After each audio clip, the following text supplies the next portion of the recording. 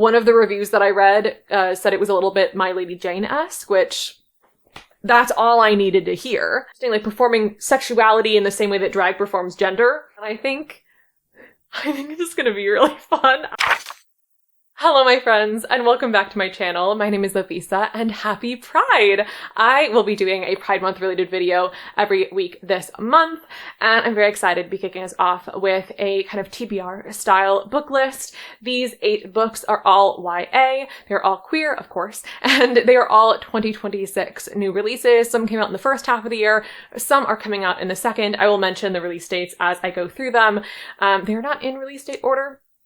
That might have been a good idea. Instead, I grouped them by genre. So we have the speculative works first, and then the contemporary, kind of like more realistic fiction works afterwards. And hopefully you'll find something in this list that grabs your attention as a reader. But I'm going to be kicking off this list with a book that was one of my most anticipated for the full year, and that is The Bloody and the Damned by Becca Coffindaffer. This comes out on April 7th, or actually came out rather, on April 7th of 2026.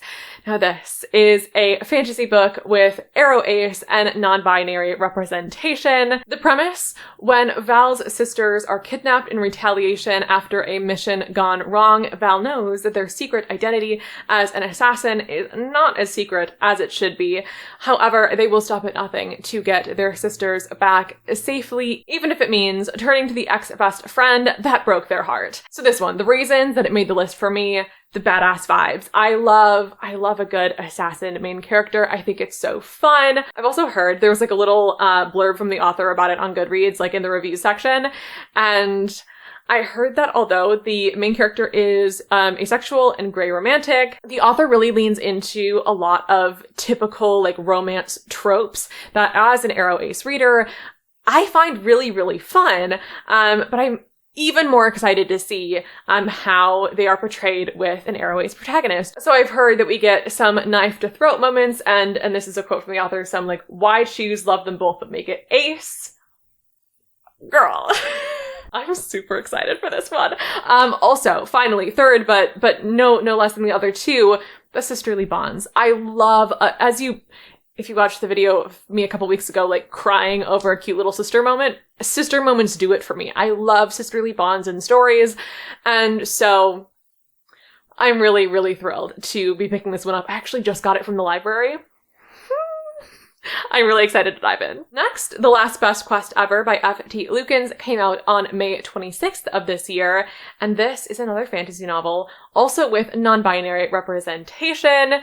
Now, the premise. Eleanor is ready to give up on questing for a quieter kind of life, except when her brother bets his life that she will have one last successful quest, she has no choice but to go. Danger be damned. Luckily, she will not be going alone. This leads into one of the reasons that I put this book on my list. First, we've got this lovely sounding ensemble cast. So we have, of course, Eleanor's brother. We have the rival. We have an adventurer and a magic-wielding bard, all going with Eleanor on this quest.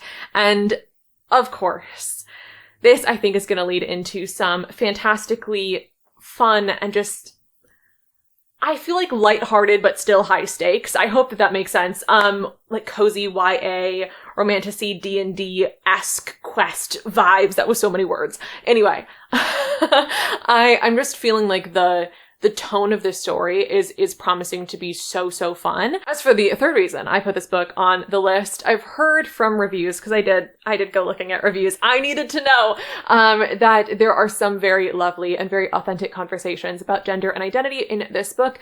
I think primarily from the rival character. And I think this was the one. Oh, I didn't write this down. I think this was the one though that said it was like almost like middle grade accessible as well. And I love the idea of a book that is starting these conversations as, like, most people, like me at least, I was definitely realizing my queerness as I was, like, in my early teens.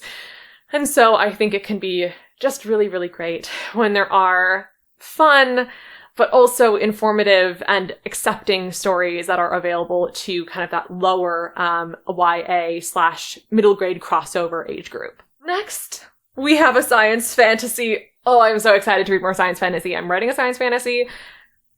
I need to read more. I need to read more of it. I need to get inspired and feel like I'm in the science fantasy groove, and also like maybe start thinking about comp titles. That's a whole different conversation though. So this is this is Between Sun and Shadow by Laura Genn. This came out on May 5th of 2026. This is a science fantasy with some sapphic representation. This premise sounds super up my alley. Here we have Corey, heiress to the Daylands, who has but one friend, a repurposed industrial robot who she is determined to make sentient. Unfortunately, the memory stick that she needs to accomplish this stuck in enemy territory which she soon crash lands into. There, she's discovered by the mutated and magical Adria, the new leader of the Shadowlands. Precarious politics, grey morality, and undeniable attraction ensue. So the reasons that this one made the list for me.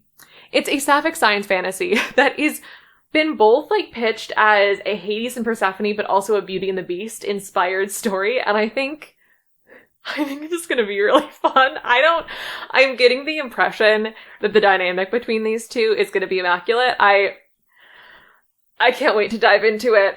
There are also very heavy political and rebellion subplots accompanied by some good, hefty science fantasy world building and that kind of shit I love. I'm never gonna pass up the chance to read some morally gray characters who are like really good deep down. Oh my god, I need to read this one. I'm so excited about it. The final in our fantasy section is A Prince Among Pirates. This is by Katie Abdou, and this comes out, oh my gosh, dates. Who knows what day it is today? It comes out on June 16th, 2026. This is a fantasy with Achillean representation, and the premise here is that while fleeing an arranged marriage and a future in the House of Lords, Kit finds himself accidentally on a pirate ship captained by none other than the suave Reggie Sharp. Now, my reasons for choosing this one. First, it is a gay pirate romance with thoughtful commentary on colorism, racism, and the sociopolitics of piracy. Second, I cannot wait for Kit's irreverent voice. One of the reviews that I read said it was a little bit My Lady Jane-esque, which that's all I needed to hear. And my third reason, based on the description of the two main characters, I'm anticipating a metric shit ton of banter.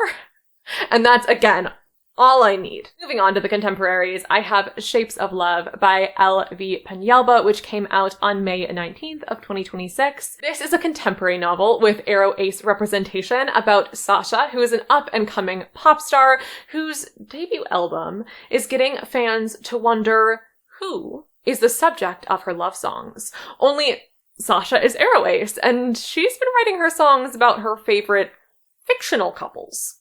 Unfortunately, when Sasha runs in to her ex-best friend, rumors only grow, now about a contentious breakup.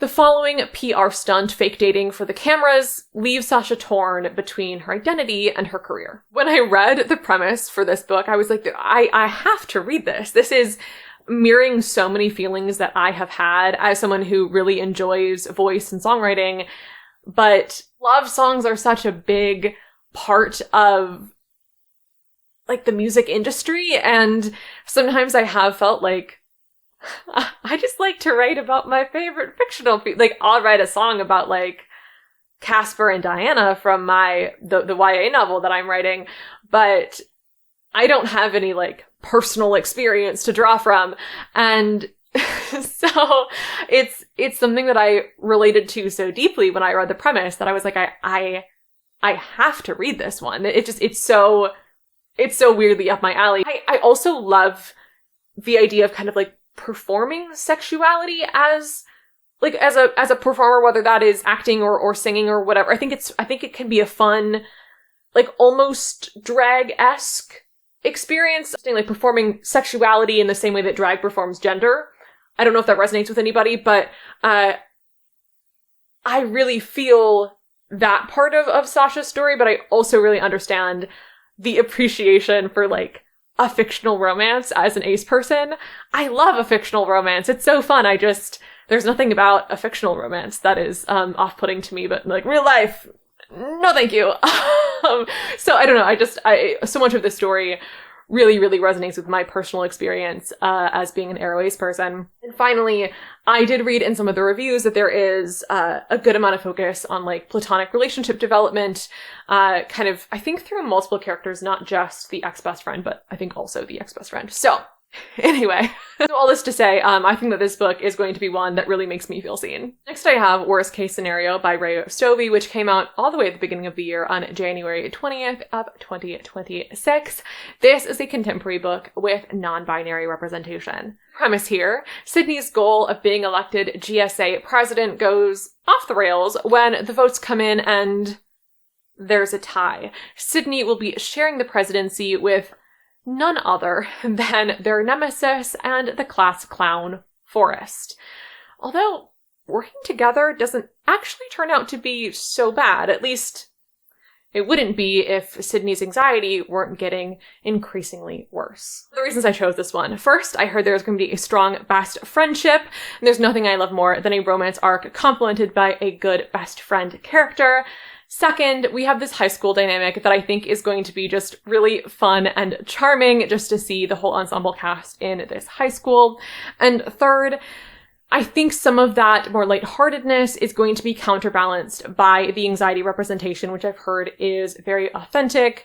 There is also, however, an alcoholic parent, so if there are any content warnings that might be problematic for you, I would recommend giving the summary and maybe a couple reviews a read before diving in. Next up, Charmed and Dangerous by Shelly Page, which came out on March 24th of 2026. This is a contemporary fantasy mystery with sapphic representation, and in it we have Monroe, who is a new recruit at the Bureau of Mystical Affairs and ready for her first assignment. Now, her first assignment is to track down the source of rogue charms spreading illegally through her school.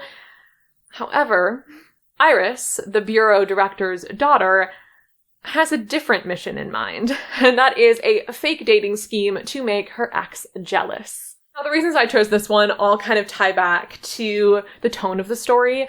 I love a good little genre meld, a good cozy fantasy with a, low stakes little romance in there and, very comforting and welcoming fantasy vibes. So I'm really, really excited for the genre meld of it all.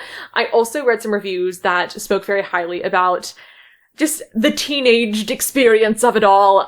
There's like a little bit of prom scenes in there, I think, and just the feeling of like crushes and potentially unrequited feelings. Just all of this I've heard is very authentically teenaged in this piece, and that makes me very excited. Last but not least, I have Like We Were in Paris by Stephen Lee.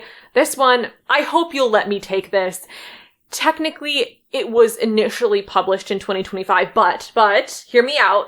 It is being re-released, or was re-released, May 6th of 2026 by Scholastic. So I feel like it counts as a 2026 release, because technically,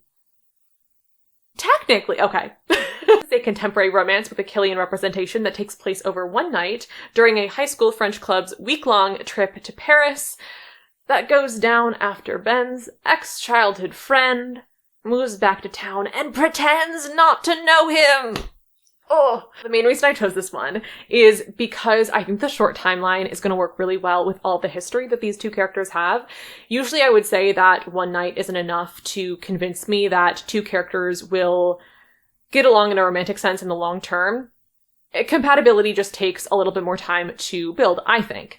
But in this case, because they do have all this baggage, I think the accelerated timeline is going to be really, really fun. We're going to see them kind of maybe snap back into their old dynamic or maybe realize the issues with their old dynamic and fall into a new pattern.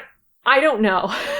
But I am really excited to see how the structure of the plot works alongside the characters' backgrounds. So anyway, super excited about that. Second reason I chose this one is, it is titled like the Taylor Swift song. The third reason is that I've only heard cute, cozy, swoony things about this.